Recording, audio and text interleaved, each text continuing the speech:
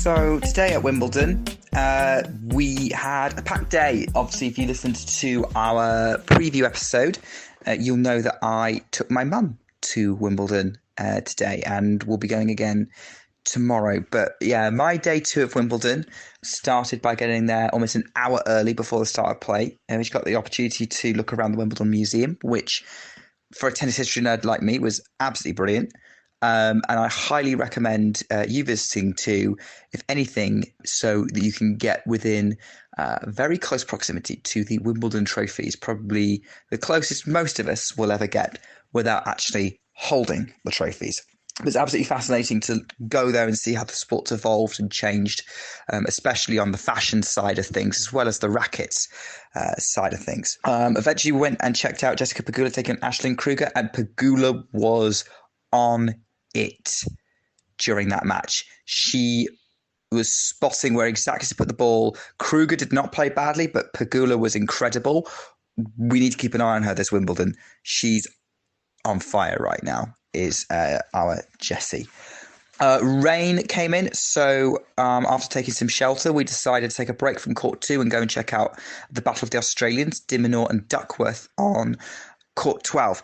And this is where the craziest things happened. So De Minaur Duckworth was a really good match, and it was one of those 5-set match condensed into 3 sets somehow, because I don't know how De Minaur won that in straights. But anyway, around about near the end of the 3rd set, I look up from where we're sat in the stand of Court 12. And for those who have not been there before, Court 12 has this stand that, like, if you look out, you can actually see across a lot of the smaller courts at Wimbledon that don't necessarily have a lot of public seating on them, or any public seating apart from a few benches.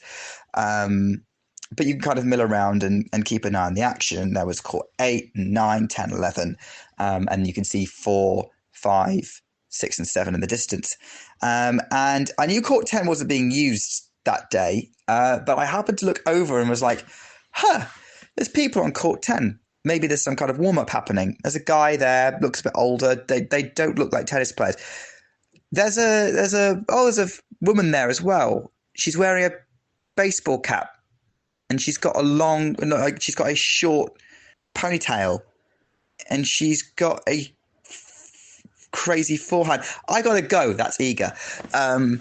So yeah, I looked over and realised that Iga Świątek was warming up for her match on Court 10, because she was due on Court 1 to play after Zverev, who was kind of rattling through his match. So he was leading by a set at that point. So she was obviously decided that was the best place to warm up. And as soon as I could get out of Court 12, I headed right over there and almost left my mum behind, but fortunately she could keep up. And got there, and it was insane to be standing not that far from her. She was on the other side of the court to where I was standing, but I managed to get a bit closer when she left. Yeah, as a lot of you know, Iga's my favourite player to watch, and so it was incredible. Like, she definitely wasn't going for it. It was a warm up, but it was a surreal moment to see her kind of in real life. And everything that I expected to be. There was a funny moment. So around about the point I went over to watch, it got to 3:30 and it rained again. And the funny moment is, like, as the people were running on court to pack down the net and bring the ground sheets over to cover the court, she was still trying to practice serves.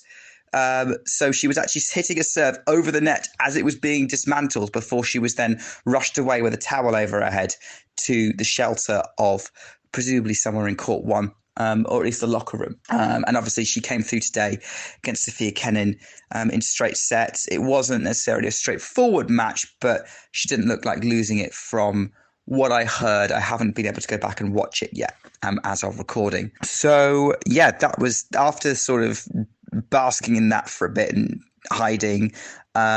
We actually went to Court 3, where I sneak onto Court 3 and watch Katie Boulter win in straight sets over Tatiana Maria in what was a bit of a rollercoaster match for British fans. Boulter getting through in 2 very close sets.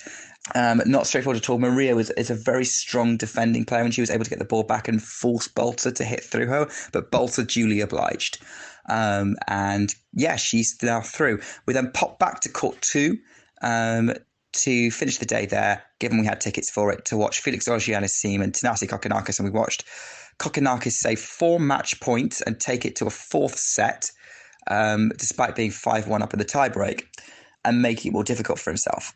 Unfortunately, the match was suspended due to the court becoming damp, Kokkinakis slipping a bit, and I think that's fair enough given he had the momentum in the match. So I'm very much looking forward to going back to court 2 tomorrow to watch the resumption. For those who may be watching, I know Anastasia was watching Mpechi Pelicard and Korda over 5 sets. I tried to queue up for that court. I couldn't get in. The queue for that court was huge.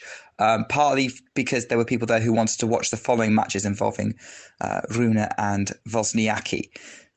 But yeah, that's a little bit of what's happening out there. Hopefully, Anastasia, you enjoyed that match between Mpechi Pelicard and Korda because it sounded epic, certainly judging by the scoreline. But yeah, we've planned our day out for tomorrow. We're going to go to watch Khachanov against Karatsev first, and then see how that goes. But the matches we're most looking forward to seeing with our Court 2 passes are, we're going to go to Court 2 and finish watching Felix against Kokkinakis. We want to go to Court 18 and watch Andreescu playing against Noskova. We're also very excited potentially to be watching Wawrinka versus Monfils on Court 2. So those are our priority matches for tomorrow. Ground pass holders, you're very much spoiled for choice, especially first thing in the day. But yeah, Court 18 would probably be where I would suggest heading towards, because you've got Coric and Tiafoe before Andreescu and Noskova. So that's it. Little update from me. I'll still be tweeting everything that I'm going on. I'm not on Threads. I don't have it on my phone at the minute. But I will. But hopefully Anastasia is still sharing some of my adventures on there with you all as well. So yeah, that's my day 2 Wimbledon update from the grounds. Take care, everyone, and we'll bring you more tennis on the ground.